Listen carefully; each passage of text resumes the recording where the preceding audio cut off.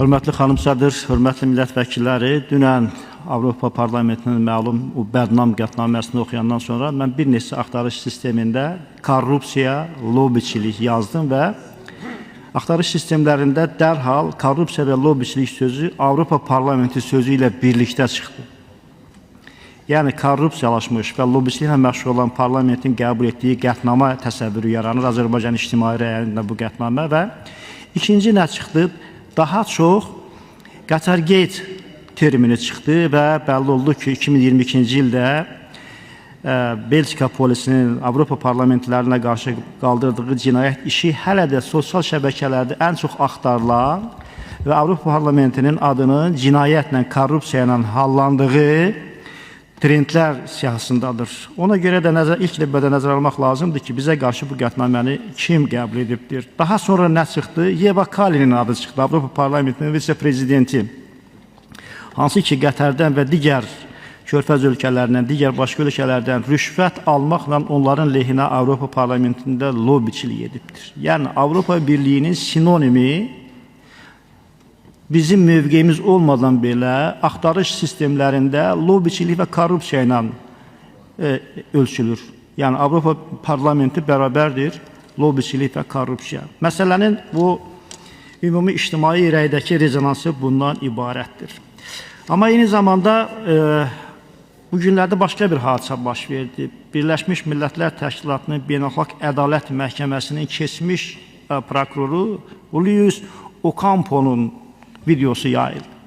Və burada da bəlli oldu ki, bir zamanlar Avropa Birliyi Parlamentinin üzr istəyirəm simalarından biri olan demək, Josep Borrell bu adamın əlaltısıdır, belə demək mümkündürsə, ona lobiçilik edir və Ocampo iddia edir ki, mən Avropa Birliyində istənilən qətnaməni keçirdə bilərəm və bu video çarx bütün sosial şəbəkələrdə yayıldı. Belə olan halda bəzən mənə o qədər qeyri-ciddi gəlir ki, öz parlamentimizin nüfuzuna haifim gəlir ki, biz gör hansı parlamentin hansı məsələsini müzakirə edirik. Amma əlbəttə ki, mütləq bunu müzakirə etmək lazımdır, belə şeylər işsiz qalmamalıdır.